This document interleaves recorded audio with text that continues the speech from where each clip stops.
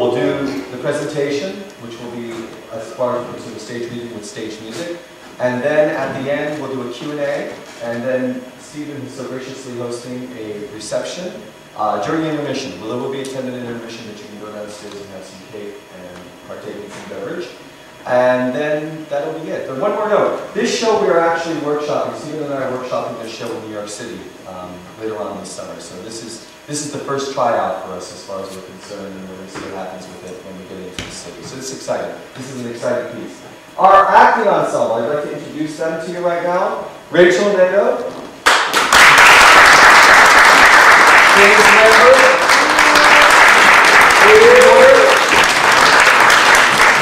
Sibyl,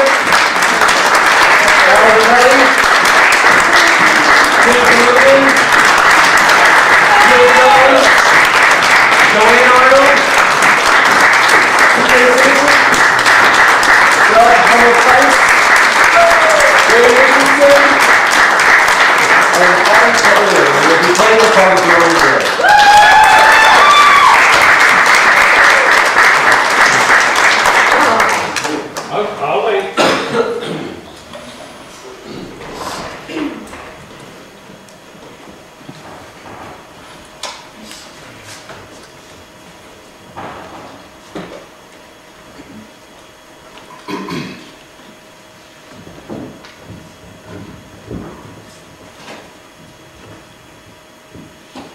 Picture of Dorian Gray. Prologue. The opening preface scrolls so that the audience can read it.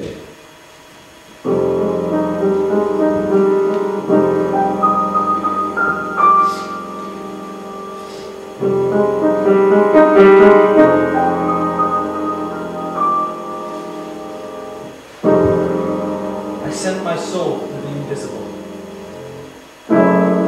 Some letter of that afterlife to spell.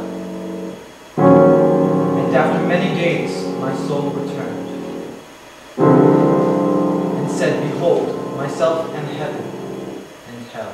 When curtain opens, you see Basil Hallward and Lord Henry Vane. In the central room, clamped to an upright easel, stands the full-length portrait of a young man of extraordinary personal beauty. And in front of it, some little distance away, was sitting the artist himself.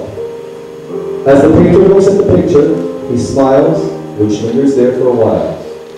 But he suddenly started up, and closing his eyes, places his fingers upon the lids. It is your best work, Basil, the best thing you have ever done. You must certainly send it next year to the Grosvenor. I don't think I should send it anywhere. He tosses his head back in an odd way. No, I won't send it anywhere. Not send it anywhere? My dear fellow, why? A portrait like this would set you far above all the young men in England, and make the old men quite jealous if old men are capable of such emotion. I know you will laugh at me, but I really can't exhibit it. I have put too much of myself into it. Lord Henry stretches himself out on the divan and laughs. Yes, I knew you would. But it's quite true all the same. Too much of yourself in it. Upon my word, I didn't know you were so vain. And I really can't see any resemblance between you and this young Adonis, whose name you have never told me, who looks as if he was made out of ivory and rose leaves. He is a Narcissus. And you, well, of course, you have an intellectual expression and all that. Don't flatter yourself, Basil. You are not in the least like him. You don't understand me, Harry. Of course I'm not like him. I know that perfectly well. Indeed, I should be sorry to look like him. We suffer for what the gods have given us, and I'm afraid Dorian Gray will pay for his good looks. Dorian Gray? Is that his name? Lord Henry walks across the studio towards Basil Hallward. Yes, and I didn't intend to tell it to you. But why not? I can't explain. When I like people, I never tell their names.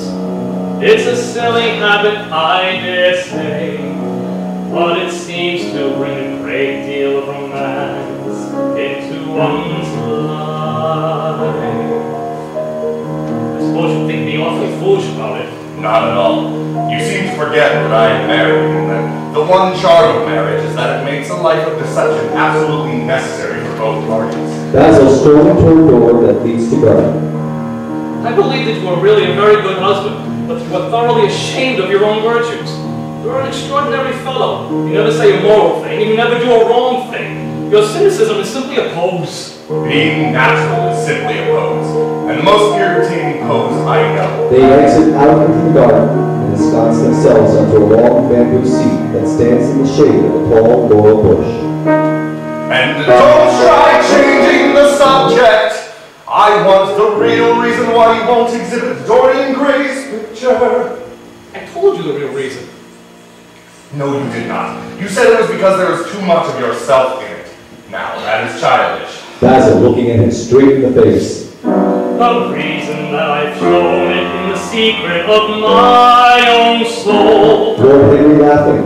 And what is that? Well, there is very little to tell, and I'm afraid you will hardly understand. Lord Henry smiles and leaning down, plucks Daisy from the grass and examines it. I am quite sure I shall understand it. And as for believing things, I can believe anything, provided it is quite incredible. 2 months ago, I went to a crush at Lady Brandon's. We artists have to show ourselves in society to remind the public that we are not savages. When I entered the room, I became aware of someone looking at me. I turned halfway round and saw Dorian Gray. And when our eyes met, I felt that I was growing pale. A feeling of terror came over me. I knew that I had come face to face with someone whose mere personality was so appealing that if I allowed it to do so, it would absorb my whole nature, my soul, my very heart itself. I grew afraid, but when he spoke, all my fears melted away. And then I knew deep down in my heart that this man would not only be a friend, but the motive that's needed for my art. And now I see him every day. I could not bear it any other way. It may be a form of some idolatry, but he is so necessary to me. How extraordinary! I thought you would never care for anything but your art. Basil gets up from the seat and walks up and down the garden. After some time, he comes back.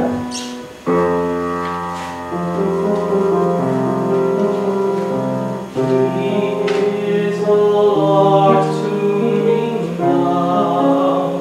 What Juliet was to Romeo is the face of Dorian to me. It's not merely that I paint from him, draw from him, sketch from him. He's more than any model's been to me before. He's everything my art can be. Since I've met him, my work's been the best of my life. His personality suggests to me something more. I now see things differently, think things differently, do things differently. I can recreate life in a way that was hidden from me before. He likes me as I know. I flatter him most dreadfully and say things that I know I will regret time and again. As a rule, he's charming and we sit and talk of many things, but now and then he's thoughtless and the lion's giving me pain. I feel that I have given my soul to one who treats it like a flower from a bouquet, to put in his coat, to charm his vanity and ornament for a summer's day. Days in summer pass are as to linger. Perhaps you'll tire sooner than he will. I will not exhibit his portrait. It's because without intending it, I was some sign of my idolatry. He knows nothing of this and will never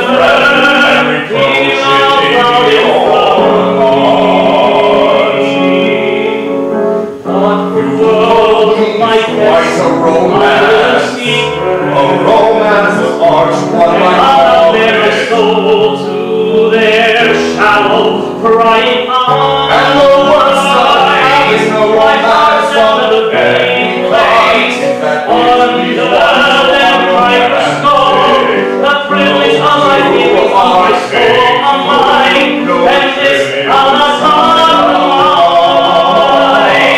is all to me now.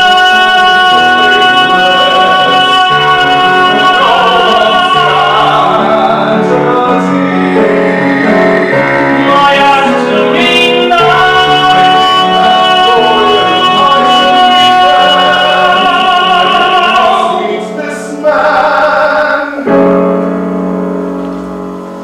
Basil, this is extraordinary. I must meet this young man. I think we should be friends.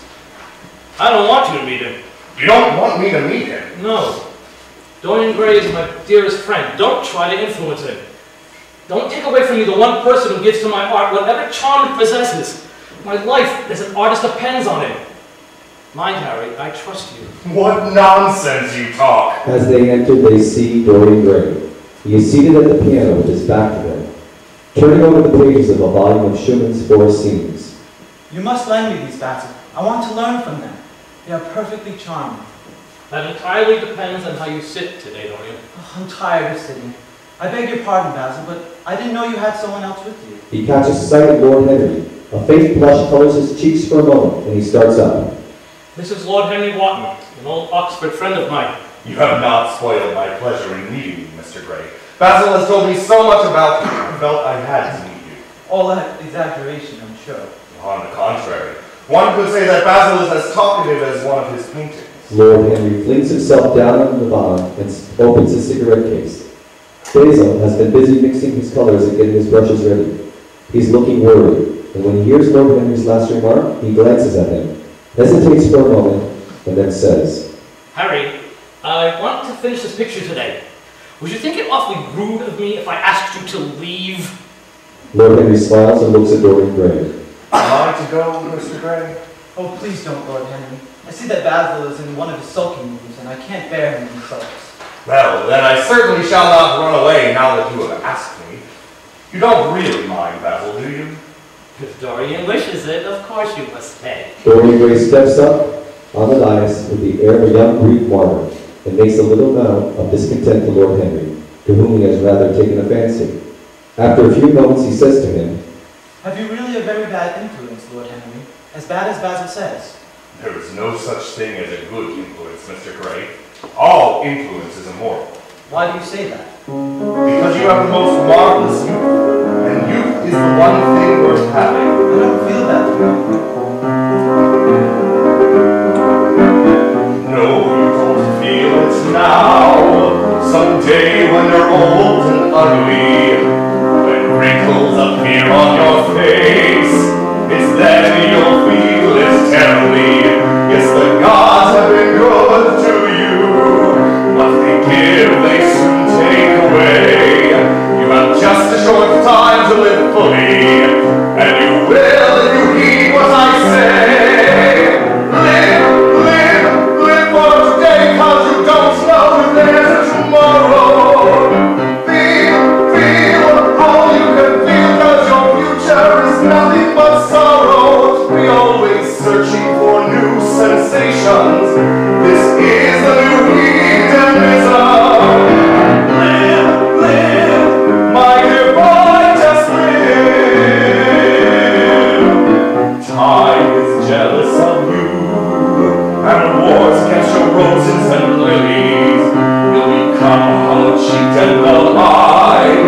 You'll suffer horribly. Realize your youth while you have it. Don't squander the whole of your days, giving your life to the common and vulgar. This is a false ideal of our age. Live, live, live all you can, live the wonderful life that is in you. Feel, be always searching for passions wild and new. There is such little time your youth will last. You'll never get it back. Live, live, Mr. Gray, just live.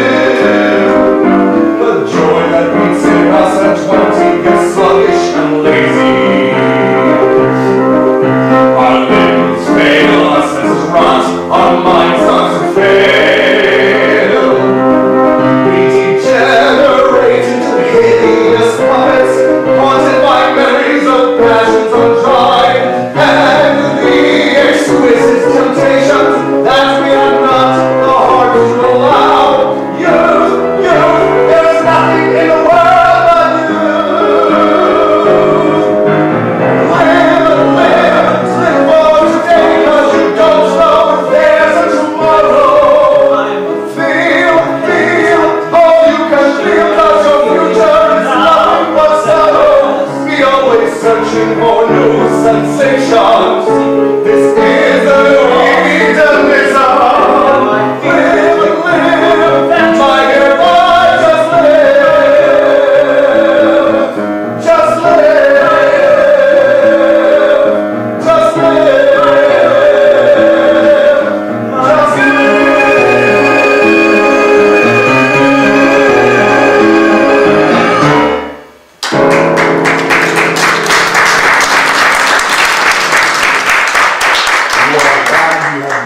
Mr. Gray? Yes, I am glad now. I wonder, shall I always be glad? Always?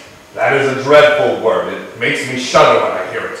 Women are so fond of using it. They spoil every romance by trying to make it last forever. The only difference between a caprice and a lifetime passion is that the caprice lasts a little longer. Then let our friendship be caprice. He flushes at his own boldness. It is quite finished. He stoops down and writes his name in long vermilion letters on the left-hand corner of the canvas.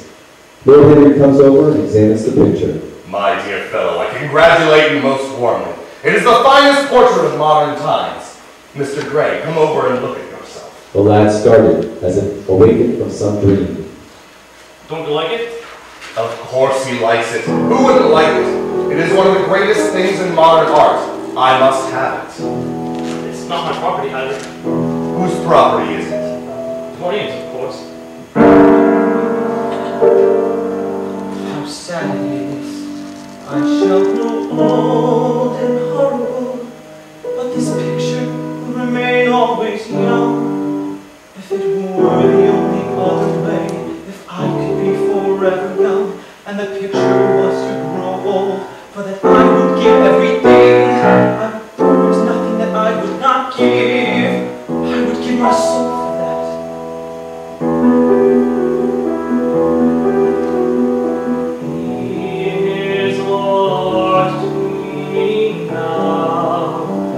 All my fears about Henry have now been confirmed.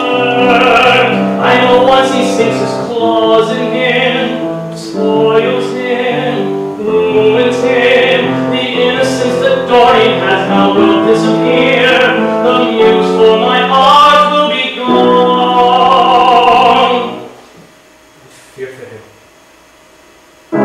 Lights dim on Dorian Basil. Lord Henry steps forward to sing.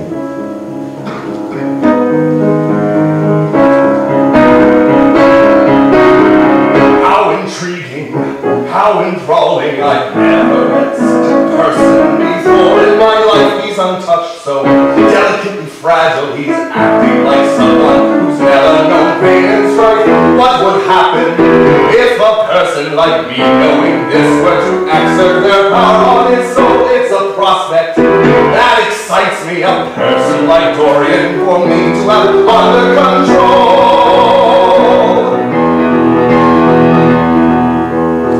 There is something most engaging in the influence over his spirit to project my soul to his with Dorian Gray, my personal portrait, just to hear my music go back with all the music and passion of youth. It's for me my greatest desire, the truth, the prospect sets my soul afire. I'll dominate him, captivate him, I will make his wonderful spirits my own. I will change him, rearrange him to a work of art that the world has never known. I will be the potter, he will be the clay. I will mold and refine him out of this vulgar age that we endure today.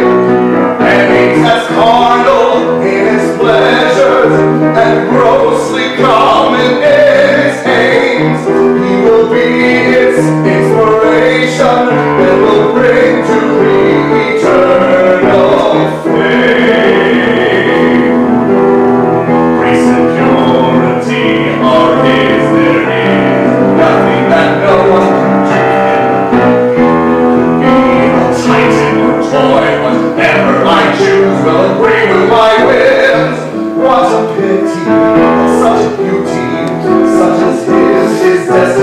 fade. And poor Basil, what will he do when the theme of his art soon withers and decays? But as for me, Dorian Gray is nothing more than materials for art. He will be a true creation, one of intellect and not from the heart.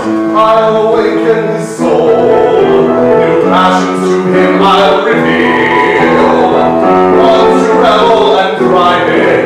He'll know just what it means to really feel. I'll be his inspiration, motivation for living life the way it should be. I will teach him, I'll instruct him, and he'll follow me all too willingly. The joy of this will be, it will make me feel just like a god. I know no one will suspect me, I know no one will see through my facade. I'll be ever so charming, offer my sound advice, but the true realization is that Mr. Gray indulge in every vice. I'll dominate him, I'll control him, he'll be a product of hedonistic design. This divine man of youth and grace, I will make his wonderful spirit mine. I will make his spirit mine.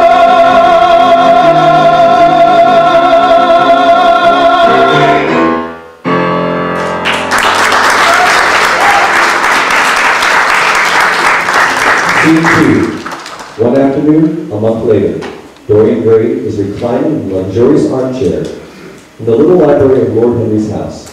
It is a very charming room, with its high-paneled wainscoting of olive-stained oak, its cream-colored threads and ceiling of raised plasterwork, and its brick desk felt carpet strewn with silk long-fringed Persian rugs.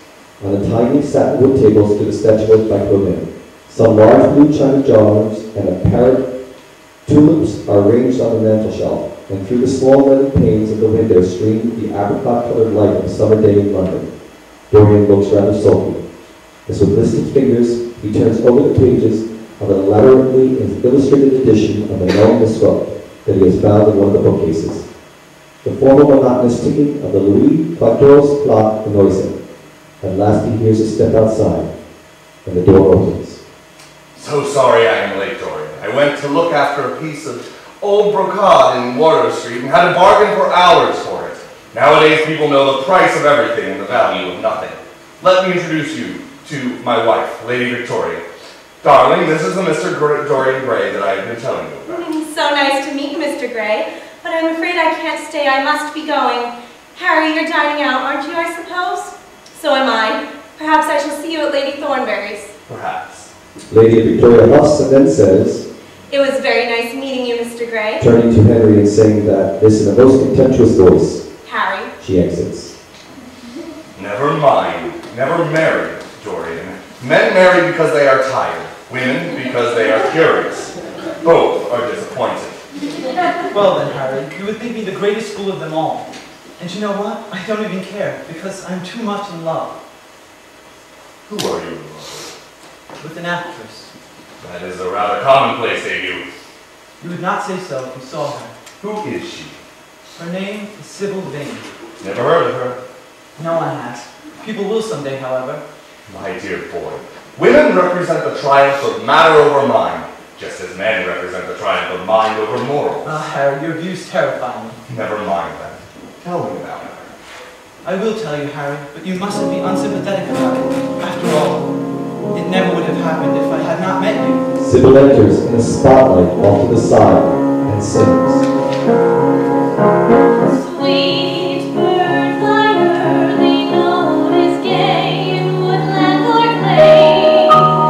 It tells of flowers that never decay, joys that never fade. Thy song so sweetly it doth float o'er leafy bank and dell.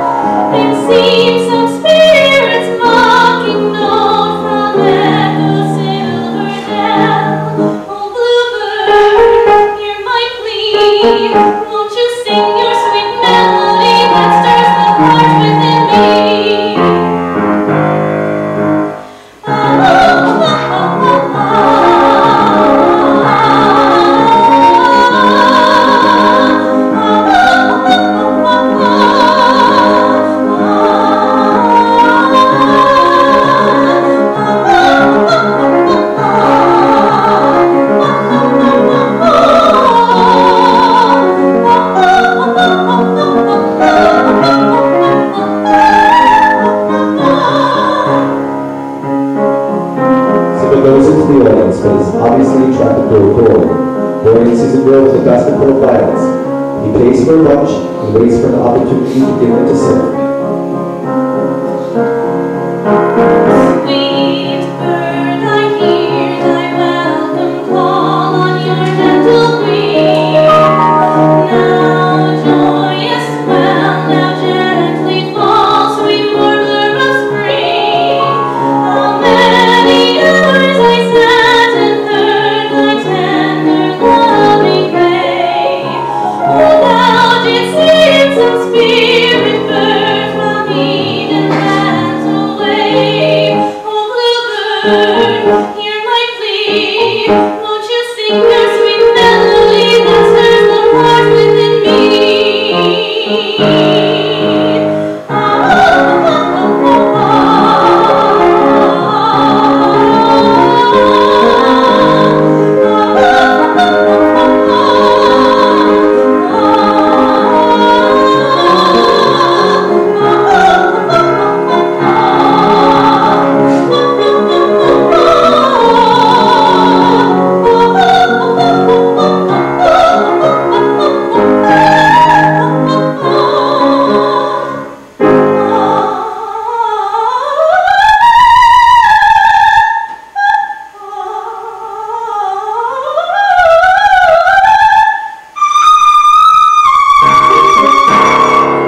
The audience is enraptured, and the applause thunders for him.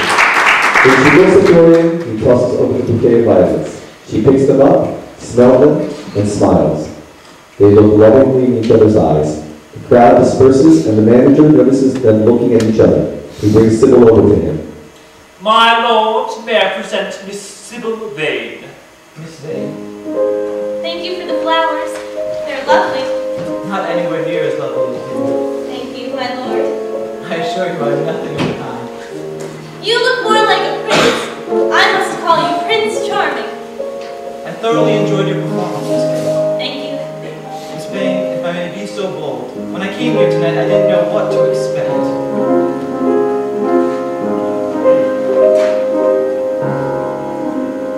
When I first laid my eyes on you, I felt my heart skip a beat.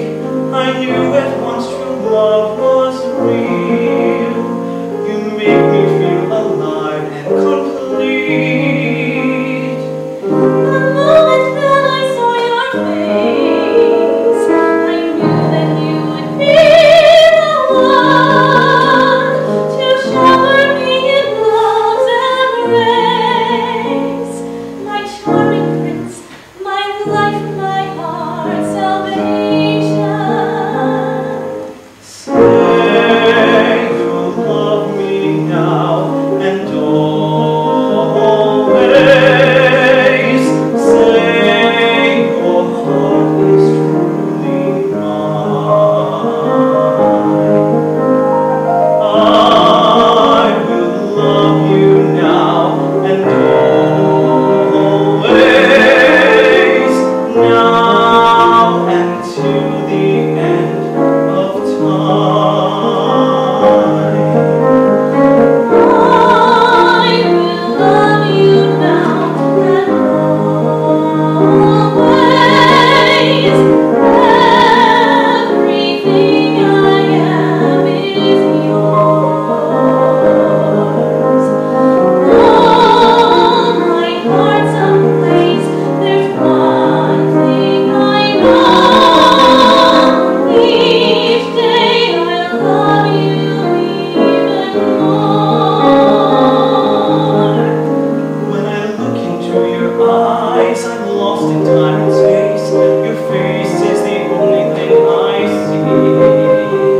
When I'm in your arms, the world's a paradise. There's no one in the world like me.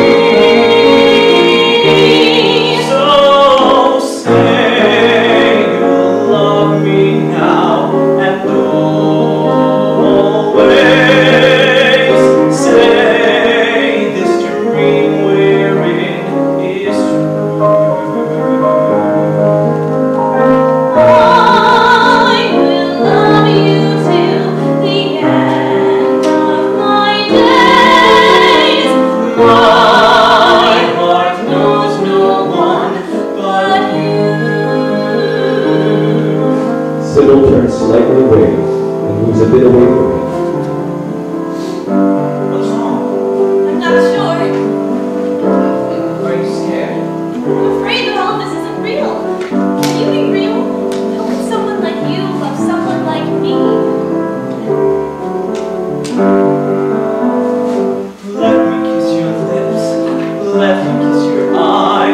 let me lose myself within your love. When our hearts do touch, I feel that we can fly right through the clouds into the skies above.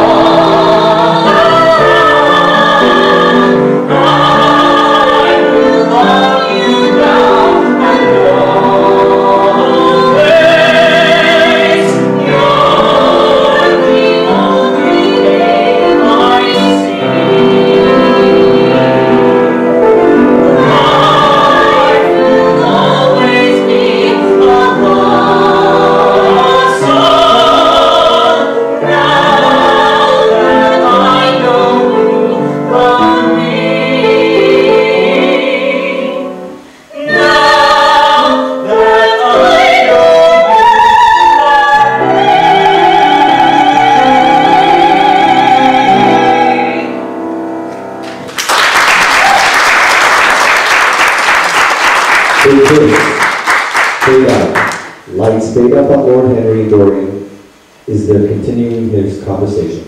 Sibyl is the only thing I care about. I congratulate you. My God, Harry, how I worship her. He's walking up and down the room as he speaks. He's terribly excited. Lord Henry watches him with a subtle sense of pleasure. And what do you propose to do? I want you and Basil to meet her tomorrow. Shall you see Basil between this and then? Or shall I write to him? Dear Basil, I have not laid eyes on him for a week. Though I'm a little jealous of the picture for being a whole month younger than I am, I must admit that I delight in it. Perhaps you had better write to him. I don't want him to seem alone. Basil puts everything that is charming in him into his work. The consequence is that he has nothing left for life but his prejudices, his principles, and his common sense. The only artists I have ever known who are personally delightful are bad artists. Good artists exist simply in what they make, and consequently are perfectly uninteresting in what they are. I wonder, is that really so? It must be if you say it. Don't forget about tomorrow. Goodbye. Lord Henry watches him leave and ponders to think. How amazing! How enthralling! This is much better than anything I could have planned. Now this makes him a much better study. Examine firsthand what my words have inspired him to read is because of all that I told him that Dorian so bows to this white girl in adoration. He's grasping for every feeling he'll pay any price just to savor a new sensation. Yes, the lad is premature, but the pulse and passion of youth are in him. It will be, oh, so delightful just to watch him indulge in every vice and sin. Some may find this cruel, playing with the life of a friend, but in the interests of science, he is only a means to an end. He's like a doll or a figure whose soul and beauty are meant for display. It's no matter what is to be, but we shall soon see what fate has for Dorian Gray. I wonder what fate has in store for Dorian Gray.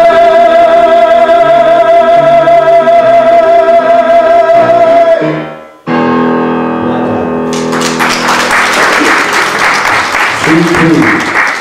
Sibyl Vane's house. Mother, I am so happy. I am so happy, and you must be happy too. Mrs. Vane leans and puts her thin, dissolute, whitened hands on her daughter's head. Happy? I am only happy, Sibyl, when I see you perform. You must not think of anything but your acting. Mr. Isaacs has been very good to us, and we owe him money. Money, Mother? What does money matter? Love is more than money. Mr. Isaac has advanced us £50 to pay off our debts. You must not forget that, Sibyl. Mr. Isaacs has been most considerate. He is not a gentleman, Mother, and I hate the way he talks to me. I don't know how we could manage without him. Sibyl tosses her head and laughs. We don't need him anymore, Mother. I have found my love. Foolish child. Foolish child. Mother, don't worry. I know why I love him. He's like what love should be, but what does he see in me?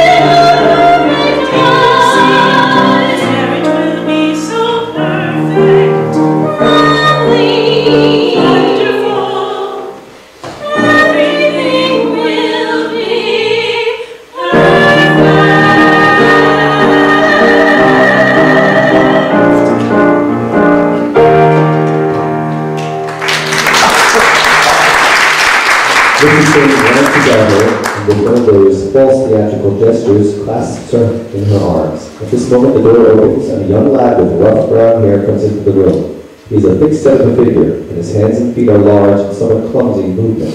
He is not so finely bred as his sister. Mrs. Vane fixes her eyes on him and intensifies her smile. He might save some kisses for me, Sibyl, I think. Ah, but you don't like being kissed, Jim. She runs across the room and hugs him. James Vane looks into her sister's face with tenderness. I want you to come out for a walk with me, Sibyl. I want to spend some time with you before I leave for Australia. That will be nice. It was very sweet of you to let me have your last afternoon. Where shall we go? Let us go to the park. I'll just be a moment. She dances out of the door. One could hear her singing as she runs upstairs. He waits to make sure Sibyl is not in listening distance. Then he turns to his mother. Mother, are my things ready? Quite ready, James. I hope you will be contented, James, with your seafaring life. Watch over Sibyl. Don't let her come to any harm. Mother, you must watch over her. James, you really talk very strangely. Of course I watch over Sibyl. You're a gentleman who comes every night and goes behind to talk to her. Is that right? What about that? You are speaking about things you don't understand. I myself used to receive many bouquets at one time. I don't know if her attachment is serious or not, but there's no doubt that he's a perfect gentleman. He's always most polite to me. I believe that he's really rich, and the flowers he sends are lovely. Don't know his name, though. No, he has not yet revealed his real name. I think it is quite romantic of him.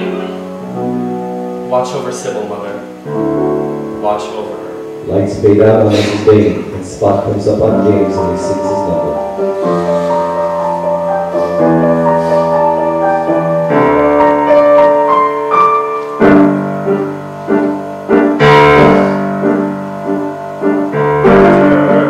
Living in a dream world.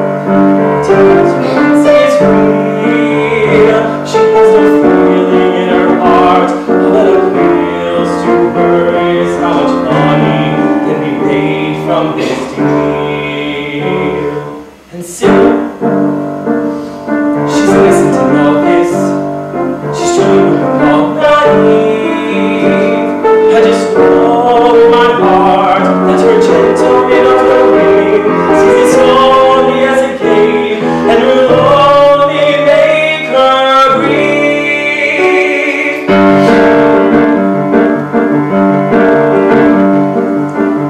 No, I know I'll worry. If I stayed, I'd be like a sentry protecting Sibyl from the biggest mistake of her life. Just because our so-called mother is sending her like a lamb to slaughter does not mean that I will justify me by. Why won't they listen? They are not thinking clearly. Surely they don't believe that he'll turn their lives around. People like Sibyl's friend don't fall for the likes of us. Their kind is above the clouds, while we lowly folk scrape the ground. I can tell what's going to happen in the end. He'll break her heart, but if she's smart, she'll heed my words. She'll get out right now. But there's only so much one can say. She'll do what she wants anyway. I can say my piece and pray that it works out somehow. Before I sail out tomorrow, I know my worth will cause her sorrow. What she must see is fantasy will only leave her alone. That our mother's only living through her. This gentleman is just to use her to leave the theater and to have a life of her own. God, please help me. I'm torn between saying what's right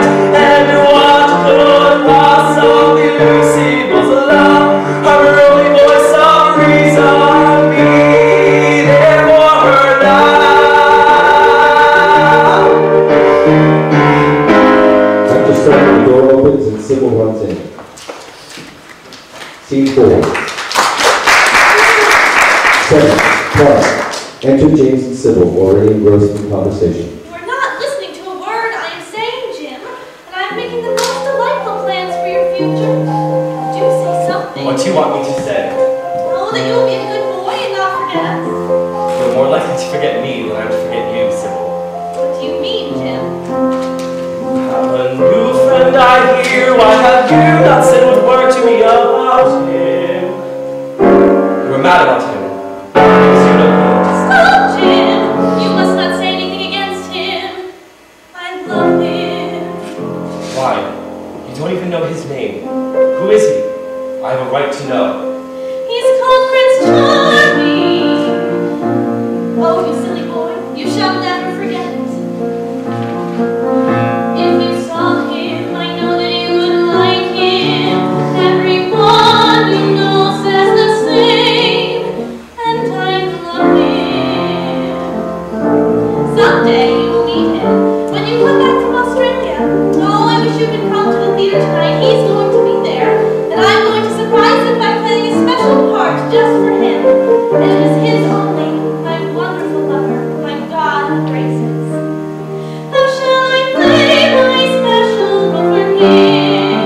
To play for my Prince Charming's delight. He'll announce me as a revelation, and proclaim my love, his love for me tonight.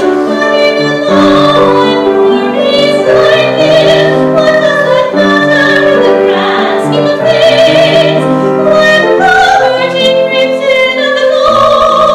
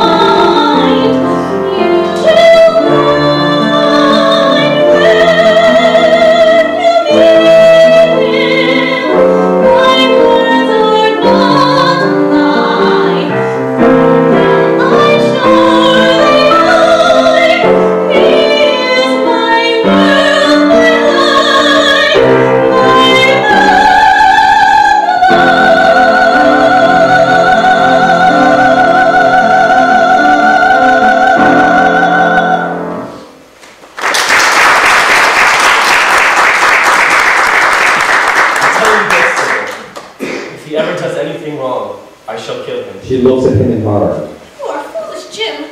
Utterly foolish. How can you say such horrible things? I know you would never harm anyone I love, would you? Not as long as you love him, I suppose. I shall love him forever. And he? Forever, too. Yet better. She shrinks from him, then she laughs and puts her hand on his arm.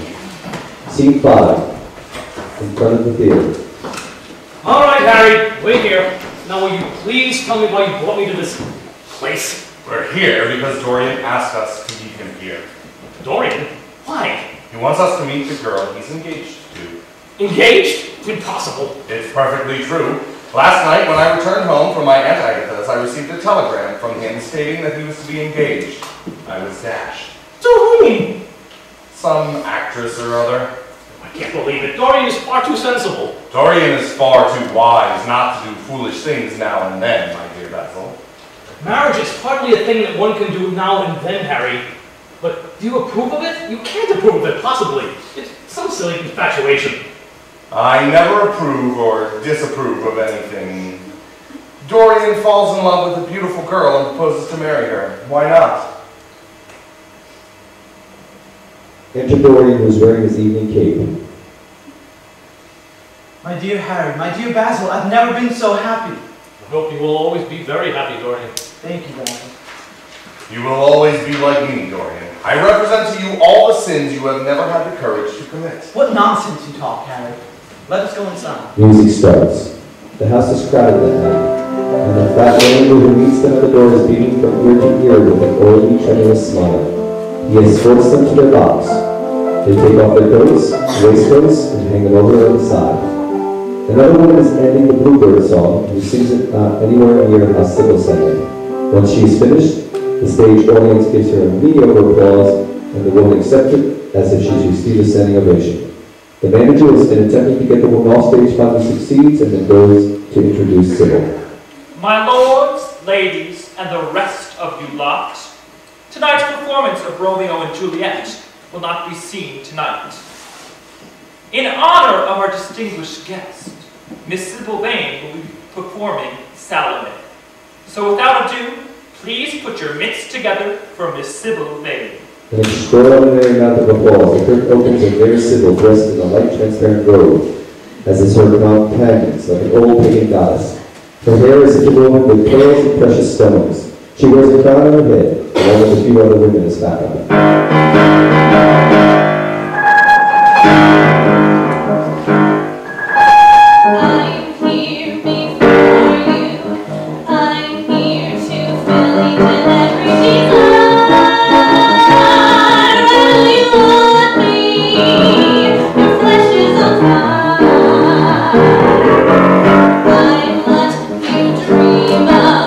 I'm everything that you wanted and more.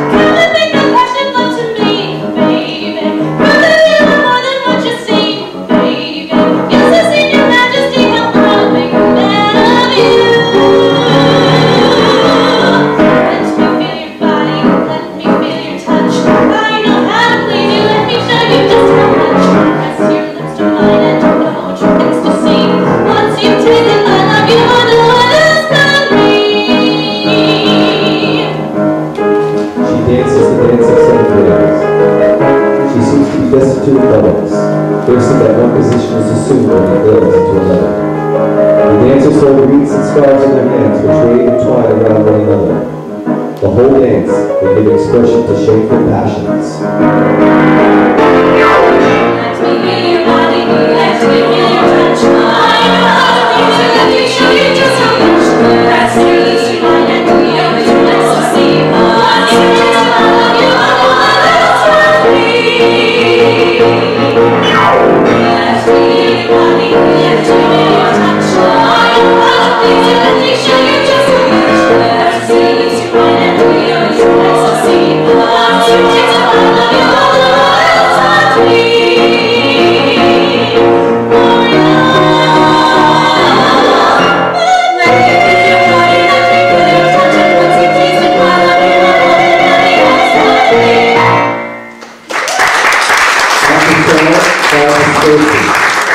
Dorian, Vane, and Basil are stunned.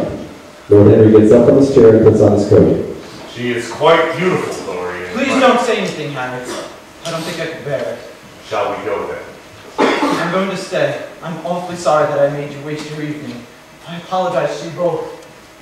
Dorian, maybe you shouldn't be alone right now. Go away, Basil. I want to be alone. Tears come into his eyes.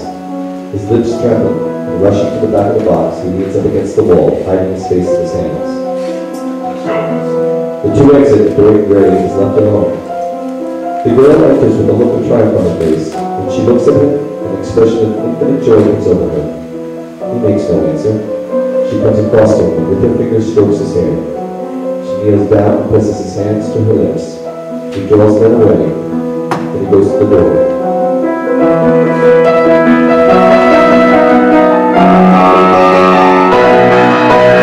I loved you because you had genius and intellect. Now you've thrown it all away. I was mad to love you. What a fool I've been. You are nothing to me now. I will never see you again. I'll never think of you, mention your name. I wish I'd never laid eyes on you. You've spoiled the romance of my life. You are nothing to now. Don't touch me. A low moan breaks from her, and she flings herself at his feet and lies there like a trampled flower. Dorian, don't leave me. I'm so sorry. A fit of passion sobbing chokes her. She crouches on the floor like a wounded thing, and Dorian Gray looks down at her, and his chiseled lips curl in exquisite disdain. I'm going. I don't wish to be unkind, but I can't see you again. You have disappointed me. She weeps silently and makes no answer, but creeps nearer, her little hand stretched blindly out and appears to be seeking for him. He turns on his heel and leaves the room.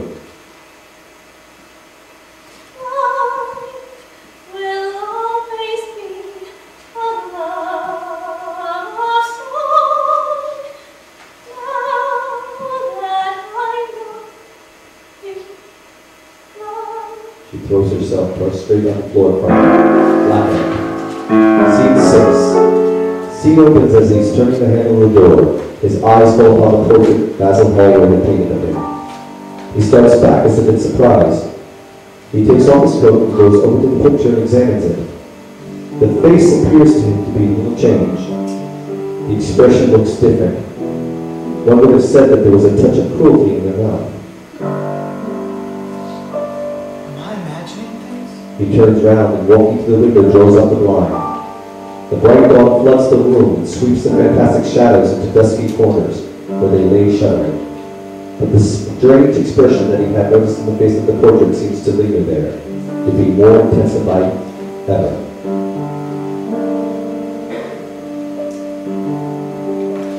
How strange. The face appears somehow changed. Is it me? Is there a touch of cruelty? tea in the mouth. How strange. He winces, and taking up from the table an oval glass mirror. It's not reflected on my face. No line like this is on my lips. But that strange expression's cast upon my portrait. What does it mean? He throws himself into a chair and begins to think.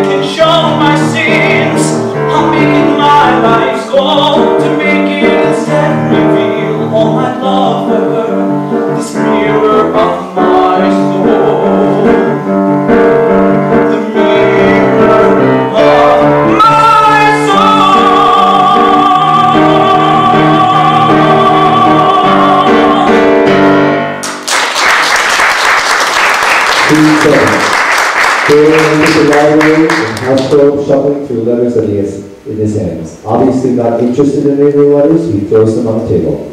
Suddenly his eyes fall on the screen that he placed in front of the portrait. He removes the screen and notices the mouth on the portrait has not changed. I wasn't imagining things.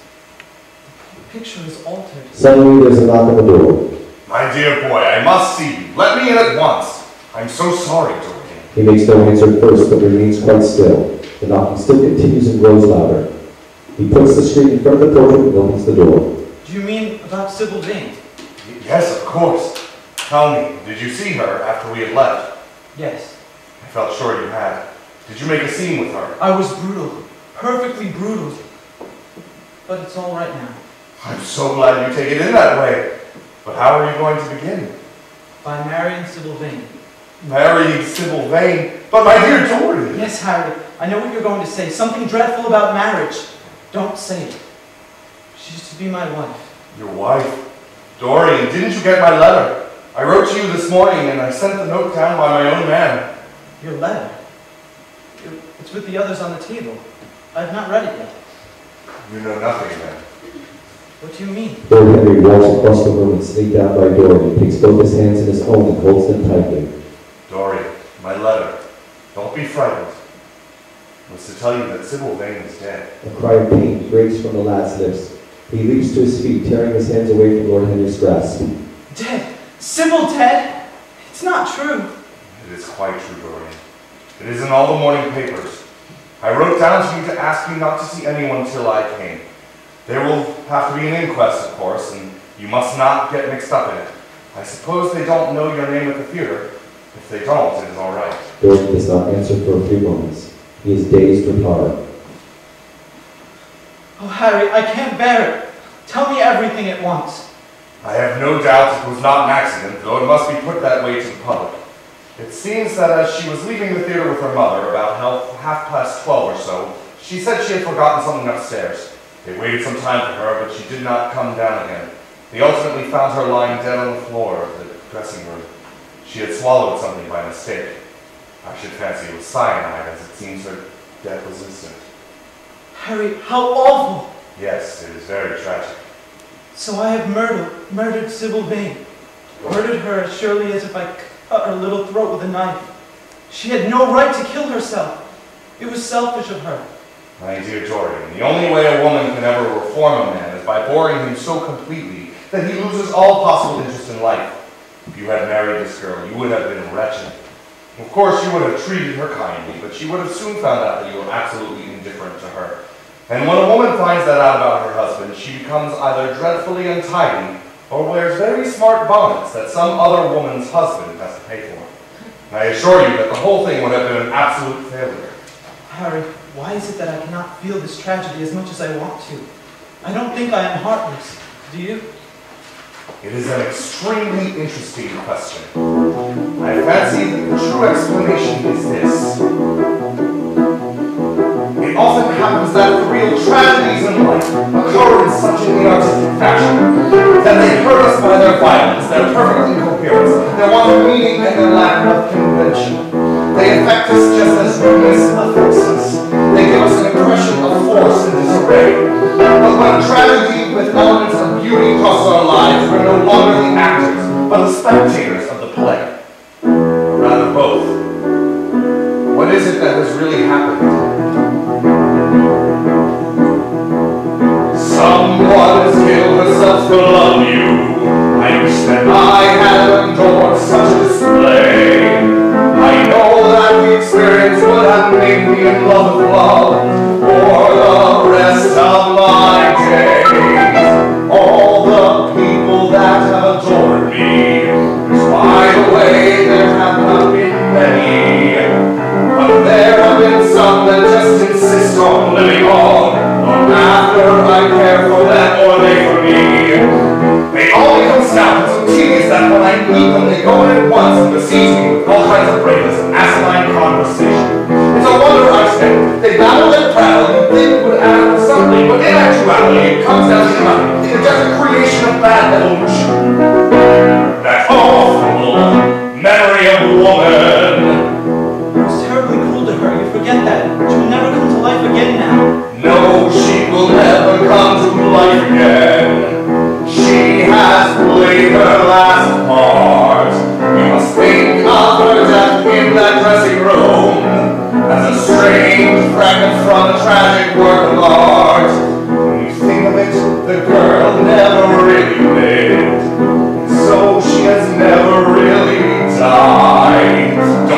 glorify the things that really are not, and the tragic was just a fitting suicide.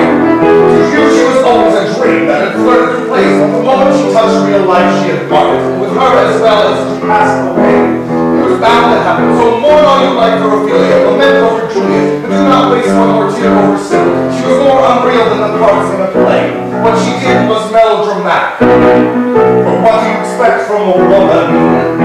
There have been many a man with less than you who've been dragged down from what a woman put them through. Men are beings of logic. They are beasts of emotion. And we all have the same race, and distinctions as wide as the ocean. That's all one can say, or ever will say, about a woman.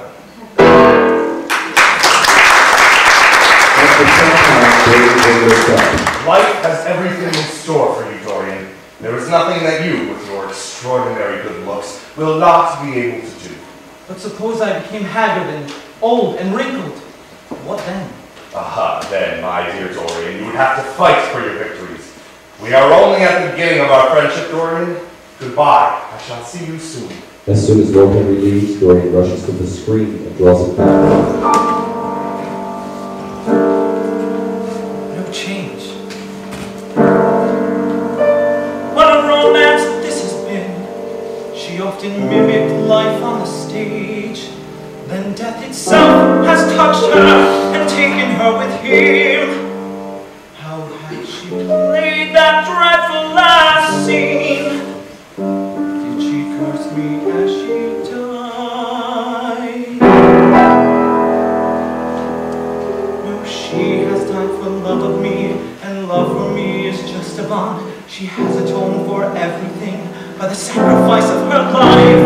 I will not wonder anymore of what she made me go through. When I think of her, it only will be as a wonderful tragic figure sent on to the stage of the world to show the supreme reality of love.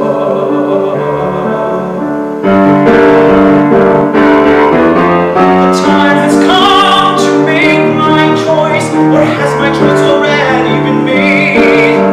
It seems life has decided for me, and I have no choice but to obey. Youth, passion, and wilder sins, they have now been my life's goal. The portrait will bear the burden of my shame, this mirror of my soul. The mirror of my soul.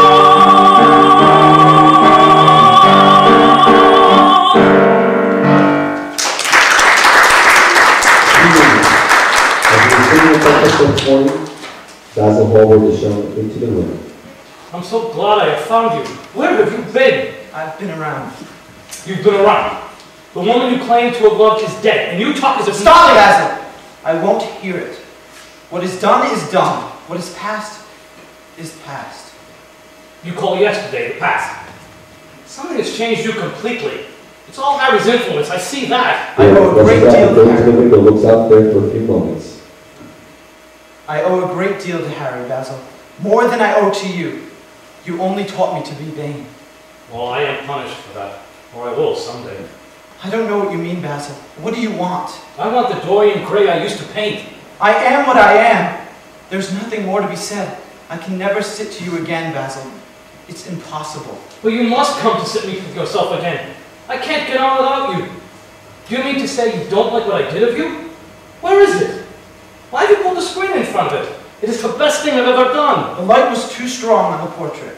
Too strong? Surely not, dear fellow. It's an admirable place for it. Let me see it. He walks towards the corner of the room. Dorian rushes between the painter and the screen. Basil, you must not look at it. Not look at my own work? You're not serious. Why shouldn't I look at it? If you try to look at it, Basil, on my word of honor, I will kill you. He looks at Dorian Gray in absolute amazement. The lad is actually powdered with rage. His hands are clenched and is trembling all over. What has happened to you? I just want to exhibit it. You want to exhibit it? You told me a month ago that you would never exhibit it. What was your reason for refusing to exhibit my picture? Dorian, if I told you, you might like me less than you do. You would certainly laugh at me. Couldn't bear it. No, Basil, you must tell me. I think I have the right to know. Let us sit down, Dorian. Ask me one question. Have you noticed in the picture something curious? Dorian. The moment I met you, you had power over me. Everything I am was ruled by your very being. You became to me that unseen ideal whose memory haunts us artists like a dream. I worshipped you, I wanted you all to myself. When you were away from me, you were still present in my heart.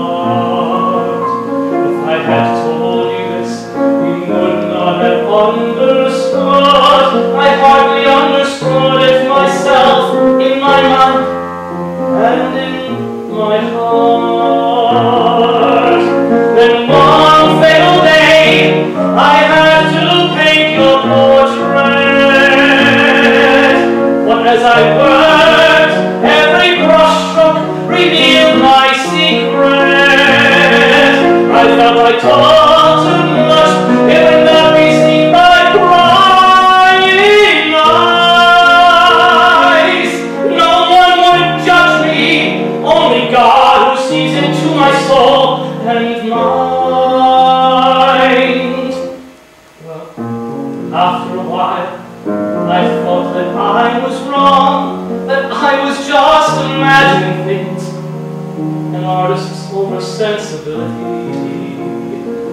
I only wanted to show your portrait to the world. It was to be the center of my artistic glory. It never occurred to me that you would refuse. I see now that you were right. You must not be angry for what I have told you. As I said to Harry once before, you were made to be adored.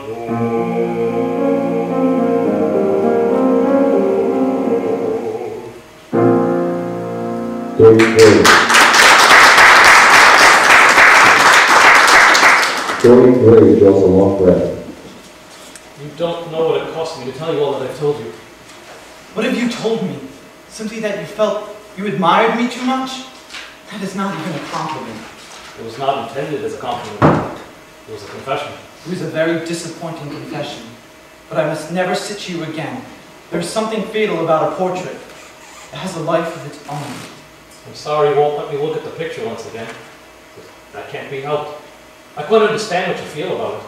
Basil exits. Dorian then goes over to the portrait. I must be on my guard.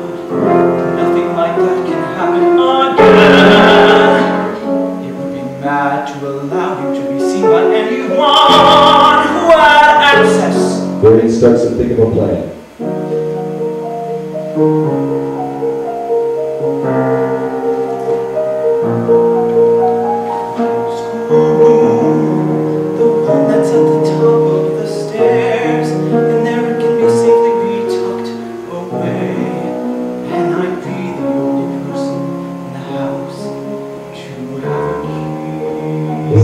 On a large purple satin coverlet, heavily embroidered with gold.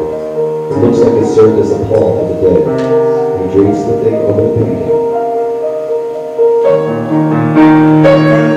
Among the objects of the lost innocence will rest forever this burden of my shame. Dorian goes up the stairs, unlocks the door, faces forward.